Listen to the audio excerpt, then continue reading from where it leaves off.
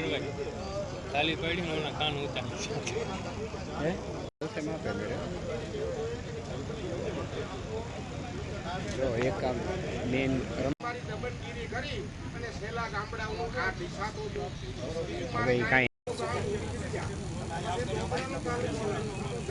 વર્તનના પ્રશ્ને ખેડૂત દુખી છે અને ખેડૂતને કઈ પ્રોબ્લેમ છે એના માટે ખેડૂત આજે રોડે ચડેલો છે, આંદોલનમાં બેસે છે, ઉપવાસ ઉપર બેસે છે અને જો હજી આ માંગ સ્વીકારવામાં નહીં આવે તો દિવસે દિવસે ખેડૂત એકતા વધતી જશે અને ખેડૂતોની માંગ પૂરી કરવા માટે ખેડૂતને આજે મજબૂરીથી રોડે ચડવું પડશે, કોર્ટના શરણા લેવા પડશે। માટે સરકારને ખાસ વિનંતી કરી છે કે કંપનીને કાયદાનું પાલન કરાવડાવે અને કાયદા પ્રમાણે લાઈનનું સર્વે કરાવડાવે। લાઈન નખાવવામાં કોઈ વાંધો નથી, કાયદા પ્રમાણે લાઈનનું સર્વે કરાવડાવે અને કાયદા પ્રમાણે વળતર અપાવડાવે તો ખેડૂતને કોઈ પ્રશ્ન નથી। માટે બને ત્યાં સુધી સરકાર વહેલી તકે આની કંઈક નિવારણ લાવે એ બધા ખેડૂત વતી વિનંતી।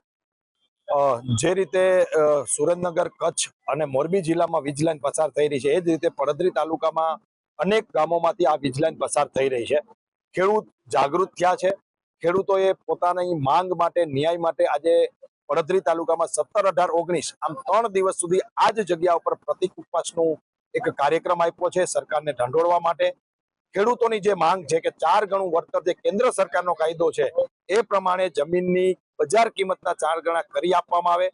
જે પરિપત્ર કરવામાં હમણાં સરકારે કર્યો છે એ નામંજૂર છે અને આગામી કાર્યક્રમો ગાંધી ચિંધ્યા માર્ગે આ રીતે દરેક જિલ્લામાં થવાના છે। જ્યાં જ્યાં વીજ લાઈનો નીકળી રહી છે ત્યાં ખેડૂતો પોતાની માંગ મજબૂત કરવાના છે અને આવતા દિવસોમાં આંદોલન વધુ મજબૂત થશે એવું ખેડૂતો નો સૂર છે।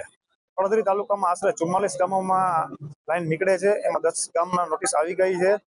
ખેડૂતોની એવી માંગ છે કે જે યોગ્ય વળતર મળવું જોઈએ ને એ મળે। જે અત્યારે જમીનના ભાવ બહુ વધી ગયા છે અને આ લાઈન નીકળવાથી જમીનના ભાવ મફતના ભાવે વેચાય છે અને ખેડૂતોની માંગ એવી હતી કે જે 2 ગણું વળતર જાહેર કર્યું છે એ યોગ્ય નથી।